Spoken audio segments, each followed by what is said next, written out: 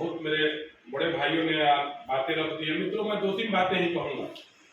मित्रों, आप जब पहले निकलते थे घर से बाहर या विद्यालय से बाहर, तो आपकी प्रतिष्ठा बहुत बड़ी मानी जाती थी। आपको लोग अपने गुरुवर मतलब माता पिता जिसे होते हैं उसी तरह से माता पिता के समान दर्जा प्राप्त था, गुरु को उससे भी बड़ा दर्जा प्राप्त था। और आज क्या स्थिति हो गई है, कोई एक यूट्यूबर आया, वीडियो बना लिया आपके स्कूल में, मुखिया द्वारा बाहर टीचर है प्राइमरी स्कूल का, बोला कि भाई मीनिंग बताओ स्कूल का क्या होता है। वो टीचर नहीं बता पाया, मुखिया द्वारा बहाल है, क्योंकि जनप्रतिनिधियों का इंटरफेरेंस है हर स्कूल में, वो बेचारा नहीं बताया। अब उसी को इतना प्रचारित कर दिया जाएगा नकारात्मक कि जनता के बीच में मैसेज दे दिया जाएगा कि देखिए बिहार के सारे टीचर जिनको स्कूल का मीनिंग नहीं आता है, जिनको मैथ का मीनिंग नहीं आता है, आप लोग देखते होंगे हमेशा वायरल हो जाता है सब वीडियो। इसलिए छवि ऐसी प्रकट की जाती है कि पूरे टीचर लोगों का स्थिति बिहार में यही है। लेकिन मित्रों, आपके प्रतिनिधि इस बातों को सदन में नहीं उठाते हैं, इसका विरोध नहीं करते हैं, जनता के बीच में जाकर के अपनी बातों को सही तरीके से रखते नहीं है। इसका मुख्य कारण यही है। और मित्रों, याद कीजिए, इन्हीं सब शिक्षक बंधुओं ने मिलकर के आप ही लोग जो है पढ़ाए हुए व्यक्ति, अभी देश के 70% आईएएस बिहार से निकले हुए वो आप लोग हैं, और आप ही शिक्षक बंधु हैं जिनके कारण आज बिहार के 70% लोग आईएएस हैं। तो क्या आईएएस निकले वो दूसरे स्कूल के हैं? मतलब उन बातों को कौन पूरे बिहार में और देश में प्रचारित करेगा? 70% डॉक्टर, 70% इंजीनियर आप लोग के पढ़ाए हुए हैं, यही बिहार के शिक्षक उनको पढ़ाए हुए हैं। तो कैसे आप चैलेंज कर सकते हैं बिहार के शिक्षक? यही बिहार की भूमि है जहां भगवान राम विष्णु भगवान के रूप में आकर के शिक्षा ग्रहण किए महर्षि विश्वामित्र से बक्सर में। यही भूमि है जहाँ की आपके जो है गौतम बुद्ध को ज्ञान प्राप्त हुआ।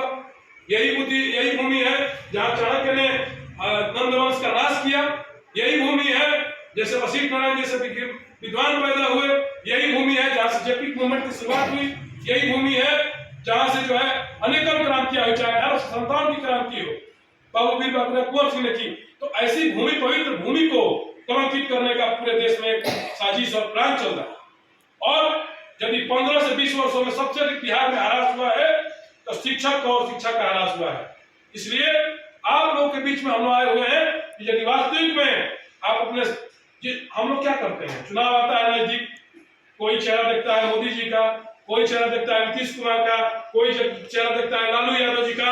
लेकिन मेरे शिक्षक बंधु, मैं एक आप लोगों से हाथ जोड़ करके प्रार्थना करता हूं कि जिस दिन आप अपने बच्चे का चेहरा देख करके वोट देने लगेंगे तो सही प्रतिनिधि का चुनाव करेंगे, और सही प्रतिनिधि का चुनाव करेंगे तो आपके सारे मुद्दों का समाधान होगा। इसलिए मैं आप लोगों से आग्रह करूंगा कि आप अपने बच्चे का चेहरा देख करके मतदान करिए और ठेकेदारों के चंगुल में मत फंसिए। बहुत लोग आते हैं, फार्म दे जाते हैं, एक आदमी आया प्रतिनिधि बन करके फार्म दे गया, 20 आदमी को फार्म वहां ले जाकर के वोट दिलवा दिया, गाड़ी भेज दिया। इससे क्या हो जाएगा, फिर 6 साल तक आप पीछे चले जाएंगे और लगातार 6 साल आपको कठिनाइयों का पूरा सामना करना पड़ेगा और अपने आप को कोसना होगा। आजकल क्या है विद्यालय में, आजकल हर विद्यालय में जाइए, विकास की राशि है वो बेकार पड़ी हुई है, विधायक टाइम नहीं देते हैं, इंटरफेरेंस करते हैं, और हर विद्यालय में राजनीति चरम सीमा पर है। अपने चहेता को सब चलाते हैं कि प्रभारी बनवा दे, स्थिति ये। इससे बड़ा दुर्भाग्यपूर्ण क्या हो सकता है बिहार के लिए?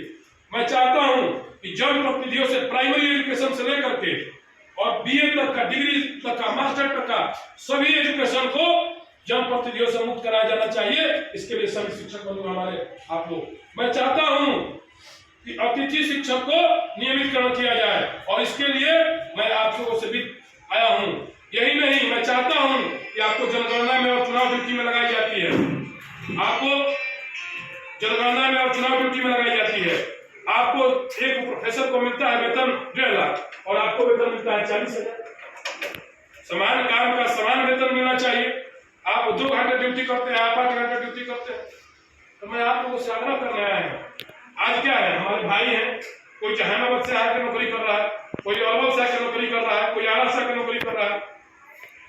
जब तक अंतर जिला ट्रांसफर नहीं होगा, जब तक आप लोग का अंतर जिला ट्रांसफर का समाधान नहीं निकलेगा, तब तक इसका सलूशन संभव नहीं है। ये कब संभव है? जब आप सही प्रतिनिधि का चुनाव करेंगे, और जब सही प्रतिनिधि का चुनाव करेंगे तो आपको सड़क से सदन तक संघर्ष करेगा और आपके लिए हमेशा खड़ा रहेगा। और मित्रों, हम आग्रह कर रहे हैं, एक बार आप मेरे लिए नाखून कटाइए, आपका भाई नौजवान है, आपके लिए गर्दन कटाने के लिए खड़ा रहेगा। इसलिए मैं चाहता हूं कि आप भाई सब लग जाइए और आज से शिक्षक का समाज का बदलने का उसका अगुवा होता है। और यदि आप यहाँ से लग जाते हैं तो निश्चित रूप से मैं कहता हूं कि हमको सफलता मिलेगी और हम लोग इस मिशन में सफल होंगे।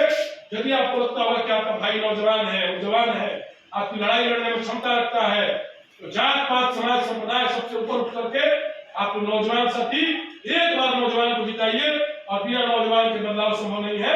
इसलिए मैं आप लोगों से आग्रह कर रहा हूं कि हम लोग एक ही जाति है शिक्षक और एक ही संप्रदाय है शिक्षक। इसलिए हम लोग शिक्षक और शिक्षा के विकास के लिए लगे और अपना अपना मतदाता सूची में नाम जुड़वाए और इस बार हम लोग मतदान करें और एक व्यक्ति एक शिक्षक का देगा तो 100 व्यक्ति को जोड़ सकता है। इसलिए मैं आग्रह कर रहा हूं कि आप लोग जोड़िए और सबको जोड़ करके और हम लोग का जो भी मुद्दा है, मैं 4-5 मुद्दा लेकर के आप लोगों के बीच घूम रहा हूं। अतिथि शिक्षक को नियमित करना, अंतर जिला ट्रांसफर का मुद्दा हल कराना और आपको वेतनमान की मांग करना, समान काम का समान वेतन और आपको अस्थायी कर्मी का दर्जा देना, सरकारी कर्मी का। जब तक इन मुद्दों को मैं सोल्यूशन नहीं कर लूंगा, मैं दोबारा ये कहता हूं कि आप लोगों के बीच वोट मांगने नहीं आऊंगा और आप लोग इसलिए आप लोग लग जाइए। कालवा बढ़ रहा है और आप लोगों से आग्रह है कि आप लोग एक आदमी 100 आदमी को प्रचारित कीजिए। इन तमाम बातों के साथ अपनी बाणी को विराम देता हूं। जय हिंद, जय भारत।